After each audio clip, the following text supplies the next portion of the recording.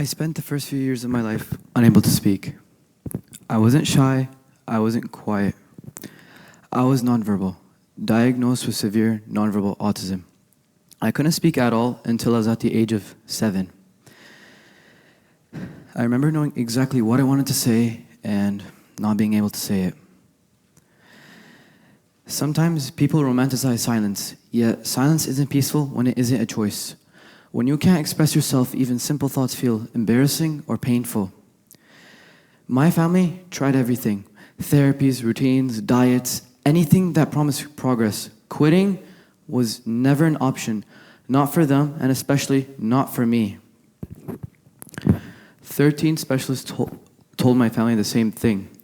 It's impossible. But then there was one more voice, a doctor who said it different. It's possible if he commits to discipline. At the time, I didn't even know what discipline meant, but I learned it. One day, my psychiatrist pushed me to make a sound, not a cry, not a cough, a sound of speech, just one letter, M. A few days later, I wanted milk, my favorite thing in the world. My mother stood by the fridge and waited. Hours passed. I cried. I tried. And then finally, milk. She opened the fridge and handed it to me with pride. Every object in our house became a word I had to earn. Every word was a victory. And somewhere in all that, I learned something I haven't been able to unlearn since. Real discipline isn't intensity, it's consistency. My mother was a powerful attorney in Syria. She was on track to become a judge, but war forced her to leave everything behind.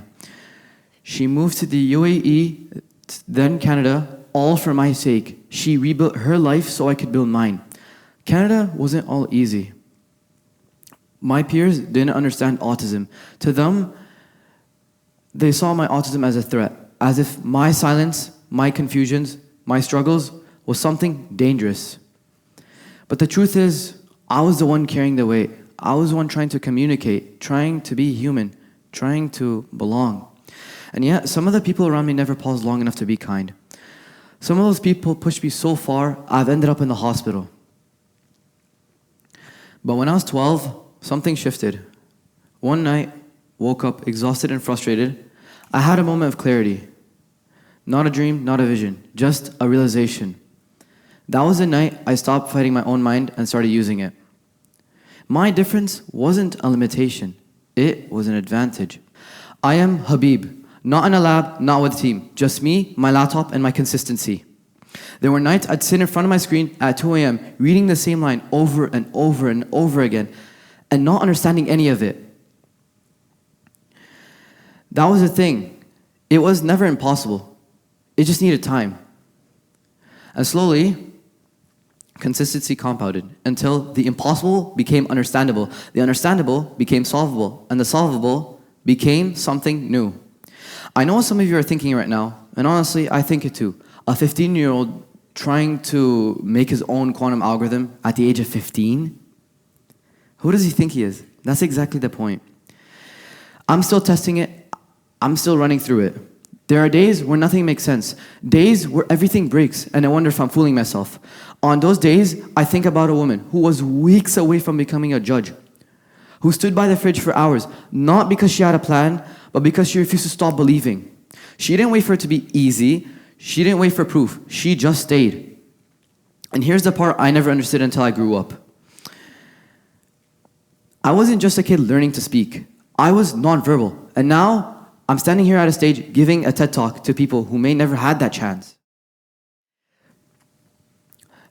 If you ever feel the need to applaud anyone today, applaud my parents. They were the proof, I was just the aftermath. Imagine this, you were this close, not weeks away, not months away, not even days away, this close, and you walked away, not because you couldn't do it, but because you couldn't endure one more attempt, one more night, one more, what if it all worked out in the end?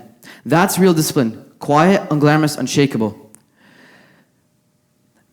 And here we both are. So whatever wall is trapping you right now, whatever word you haven't been able to say yet, stay by the fridge. The word always comes.